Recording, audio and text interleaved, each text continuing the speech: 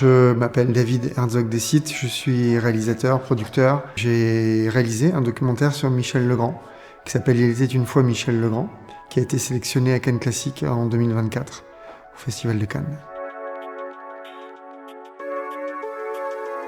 J'ai commencé par un métier qui n'a rien à voir avec le cinéma puisque j'étais balayeur à la ville de Cannes.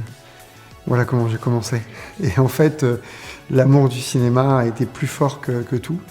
Et à un moment donné, j'ai décidé de tenter ma chance et de partir faire un documentaire aux États-Unis sur mes fonds propres, qui était un documentaire sur les fans de la Guerre des Étoiles. Ce documentaire, il a été acheté en télé. Et à partir de là, j'ai commencé à pouvoir rentrer dans le milieu de la production cinéma en proposant des services de réalisateur de making-of.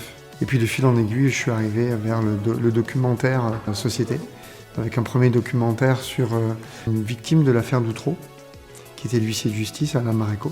Pareil, de fil en aiguille, je suis arrivé à travailler sur des documentaires plus artistiques, notamment un documentaire sur Ennio Morricone, et enfin un documentaire sur Michel Legrand. C'est un peu comme un chef d'orchestre, finalement.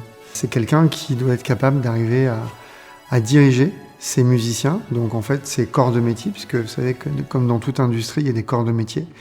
Et une équipe technique, elle est remplie de corps de métier. On y trouve des décorateurs, des staffeurs, des machinistes. Et en fait, un réalisateur, il doit être capable de pouvoir formuler des demandes à toute une équipe. Alors évidemment au chef de poste, parce qu'il y a des hiérarchies. Mais c'est quelqu'un qui doit avoir une vision de son film et qui doit être capable de pouvoir la retransmettre à toute l'équipe du film. D'abord parce que je trouvais ça hyper drôle comme nom, Tous en short.